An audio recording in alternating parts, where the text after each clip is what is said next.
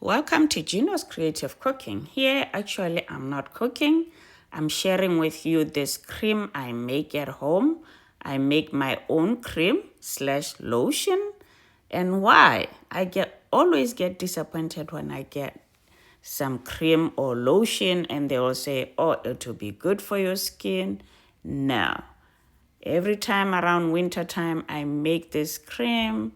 My family also love it because it sure moisturizes your skin. So I just wanted to share with you to show you how I make it in case you're interested, in case you have the same issue that I have.